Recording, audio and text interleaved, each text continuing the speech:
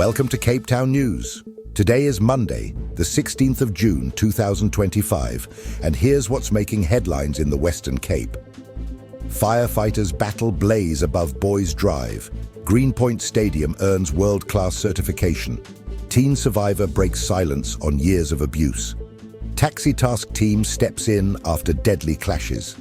Africa's best youth basketballers head to Cape Town. Chilly start and afternoon showers expected across Cape Town tomorrow. Multiple firefighting teams from SANParks, Volunteer Wildfire Services, and the City of Cape Town Fire and Rescue sprang into action on Sunday morning after flames broke out on the mountain slopes above Boys Drive. Emergency services received the alert around 8:30 a.m., and response teams were immediately deployed to contain the fire. City Fire and Rescue spokesperson Jermaine Carrels confirmed that the right flank was quickly secured, but concerns remained over the left flank, which moved dangerously close to Kalk Bay. Teams from Table Mountain National Park and Volunteer Wildfire Services worked tirelessly throughout the day using aerial water bombing and hand tools to keep the blaze under control. By Sunday evening, SANParks reported that the fire was about 90% contained, with crews continuing mop-up operations through the night. The fire's cause has not yet been determined, and investigations are underway. Boys Drive remains closed to the public until further notice to ensure safety and facilitate fire suppression work. Residents have been urged to avoid the area and keep windows closed as smoke persists in nearby suburbs. The Greenpoint Athletic Stadium has officially received the prestigious World Athletics Class II certification, marking a major step forward for Cape Town's position on the global sporting map. This milestone follows a significant refurbishment effort, which saw the removal of the old track and resurfacing with a state-of-the-art polyurethane system. Key event areas were also upgraded, including the 100-meter sprint zone, long jump runoffs, and high jump and javelin areas, all to meet international standards. The City of Cape Town's Strategic Assets Department, which manages the stadium, says this makes it the only municipally owned athletics facility in the metro fully compliant with the Safety at Sports and Recreational Events Act. James Voss, Mayoral Committee Member for Economic Growth, says the stadium, already popular for public use and as a warm-up venue for events like the Cape Town Sevens, will now be able to host major national and international athletics events. The refurbishment was managed by the Economic Growth Directorate, with Voss crediting the team's foresight and dedication for aligning the facility with global best practices. A courageous Cape Town teenager, Caitlin Donald, has shaken the country by sharing her story of years of alleged abuse by her father, a prominent local businessman. In an Instagram post that's gone viral, Caitlin wrote, "I'm 15 years old. I've lived in fear long enough," opening a painful account of domestic trauma that began long before the public first saw the shocking footage in 2023. The video, circulated widely through WhatsApp, showed her father violently attacking her mother while a 13-year-old Caitlin tried to protect her. Now, 2 years later, she's demanding justice and asking the public to stand with her.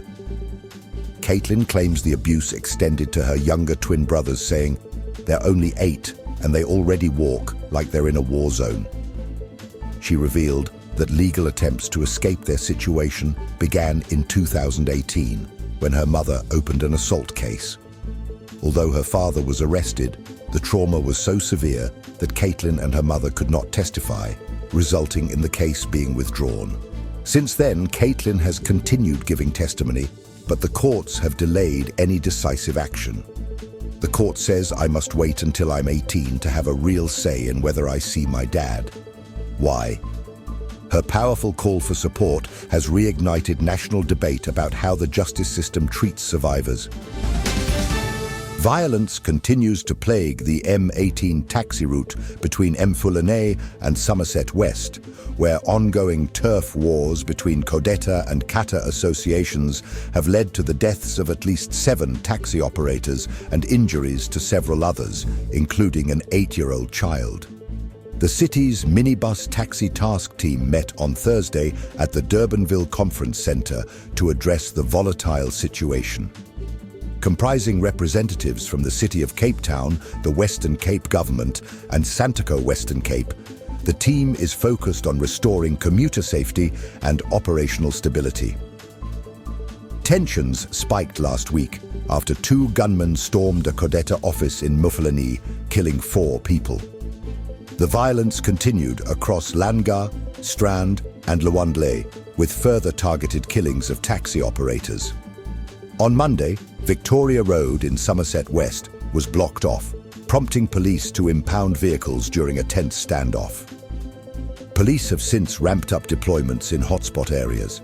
The minibus taxi task team says their priority is to restore peace and ensure safe access to transport, while mediation continues this week. Stakeholders have vowed to keep engaging until a lasting resolution is reached. Basketball fever is about to hit Cape Town as African Grassroots Hoops prepares to host the 5th edition of its Youth Classic basketball tournament from the 21st to 22nd of June at the German International School. The event will see 18 under-19 boys and girls teams from across Africa, including Botswana, Zimbabwe, Kenya and Gauteng, taking on local Cape Town talent. The tournament promises electrifying matchups, high-flying dunks, and non-stop action from 9 a.m. to 6 p.m. daily. African Grassroots Hoops has built a reputation for unearthing promising talent and promoting grassroots development. Tickets are 100 Rand for adults and 25 Rand for children. Organizers say the event not only fosters sportsmanship, but also showcases African unity through sport. Don't miss this celebration of youth excellence and Pan-African spirit right here in the Cape. Here is your money, commodities, and crypto updates. Starting with major currencies. The US dollar is trading at 17 Rand and 95 cents. The British pound stands at 24 Rand and 30 cents. And the euro will cost you 20 Rand and 99 cents. Moving to the commodities market. Gold is priced at 1,983 Rand and 14 cents per gram. Silver is trading at 20 Rand and 95 cents per gram. Platinum is valued at 709 Rand and 22 cents per gram. And Brent crude oil is trading at $70.33 per barrel. In the cryptocurrency market, Bitcoin is valued at 1,895,606 Rand, while Ethereum is trading at 45,836 Rand. Ripple XRP is priced at 38 Rand and 42 cents. And finally, Solana is trading at 2,730 Rand. Keep in mind that these numbers are based on the latest data, but may still change as markets fluctuate in the course of the day. Cape Townians should brace for a chilly and cloudy morning with possible light rain setting in by early afternoon. Cape Town will reach a high of 16 degrees Celsius, cooling to a low of 12 degrees Celsius, with northwesterly winds reaching speeds of up to 20 kilometers per hour. Conditions will remain damp throughout the day, so umbrellas and waterproofs are advised. Inland towns like Paarl and Stellenbosch will also see overcast skies, scattered light showers, and similar temperatures, 17 degrees Celsius at their warmest and dropping to 11 degrees Celsius by nightfall. Localized drizzle could become heavier in parts of Stellenbosch during the early evening. Tuesday's ocean swells are expected to average 2.1 meters, with a swell period of 10 seconds, moderate conditions for experienced surfers.